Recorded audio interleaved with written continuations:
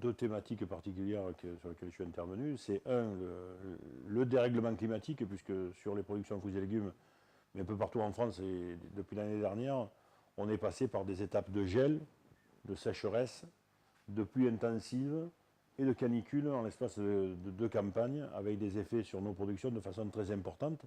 Alors, s'il y a un certain nombre d'éléments climatiques, on a peu de moyens pour se protéger. Il y en a un sur lequel on peut agir, c'est bien celui du manque d'eau.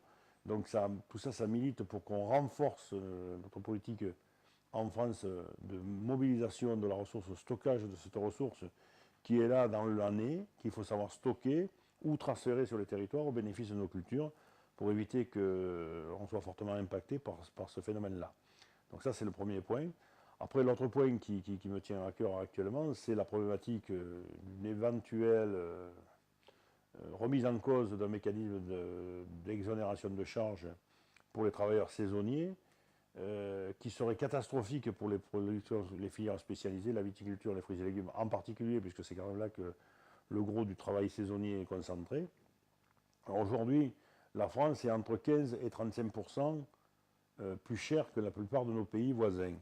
Si on renchérit de plus de 20% le coût du travail, on va se retrouver entre 35 et 55% plus cher que nos partenaires européens. Alors effectivement, si c'était autour de France, être détaché du peloton, très loin devant, ça serait intéressant. Aujourd'hui, dans la compétition économique dans laquelle on est, ça va provoquer des catastrophes sur nos filières.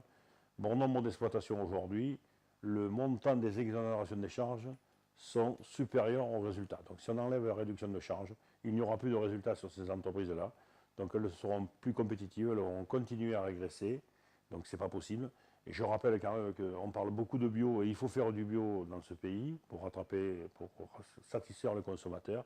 Mais pour faire du bio sur un certain nombre de productions, en particulier les fruits et légumes et la viticulture, eh bien on a besoin de plus de main-d'œuvre. Donc il y a un choix à faire. Est-ce qu'on fait une économie dont on peut douter l'efficacité en termes budgétaires, et on condamne la production de fruits et légumes et l'évolution du bio dans ce pays, ou est-ce qu'on se fait un choix de trouver un mécanisme qui permette d'accompagner ceux qui en ont réellement besoin. Il y a probablement des mécanismes à imaginer pour que ceux qui sont véritablement des employeurs et qui ont des besoins importants de soutien puissent les avoir, et que ceux qui ont la chance d'avoir des systèmes moins consommateurs de main-d'œuvre et qui ont la chance d'être sur les marchés porteurs soient peut-être moins aidés. Pourquoi pas? Mais supprimer ça unilatéralement, c'est un peu comme si demain on supprimait la PAC complètement à tous les agriculteurs de France.